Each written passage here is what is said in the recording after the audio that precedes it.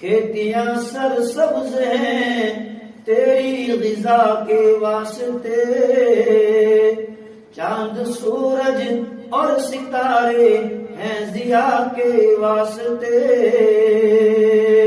چاند سورج اور ستارے ہیں ضیا کے واسطے، بحر و بر شمس و قمر ماہ و شمع کے واسطے، یہ جہاں تیرے لیے ہے تو خدا کے واسطے۔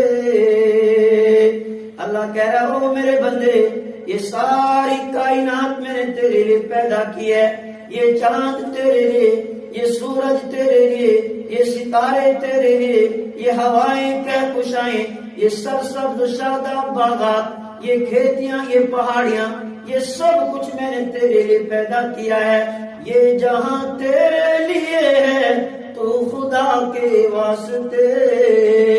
اللہ کہہ رہا ہو میرے بندے، تجھے میں نے محض اپنی عبادت اور بندگی کے خاطر پیدا کیا ہے، تاکہ تو اپنے خالق کو پہچانے، تو اپنے مالک کو پہچانے کہ میرا خالق جس رب نے مجھے زندگی بخشی ہے، جس رب نے مجھے یہ وجود بخشا ہے، وہ رب مجھ سے کیا چاہتا ہے۔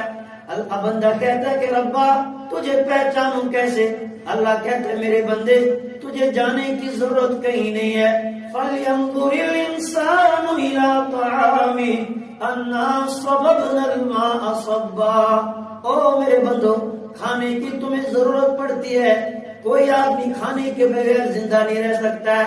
کھانے کا لقمہ منہ میں داخل کرنے سے پہلے جب کھانے کا لقمہ ہاتھ میں اٹھاتے ہو، ذرا اس پر غور کرو، کتنے لوگوں نے محنت کی ہے، لاکھوں انسانوں نے محنت کی، تب جا کے کھانے کا ایک لقمہ تم تک پہنچا ہے۔ کیا تمہارے بس میں تھا؟ کیا تمہاری طاقت تھی؟ تم لاکھوں انسانوں کو کام پہ لگاتے۔ اللہ کہہ رہا میں قادر مطلق ہوں، میں نے اپنی قدرت کاملہ کے ذریعے سے انسانوں کے ذہن سے بنائے، کوئی کاشتکار بن گیا، کوئی اور ملازم بن گیا، کوئی دوسرا کام اختیار کرنے لگا، سب نے مل کے محنت کی، آج کھانے کا یہ لقمہ تم تک پہنچا ہے۔ تم نے زمین میں بیج ڈالا، پھر تم واپس اپنے گھر چلے آئے۔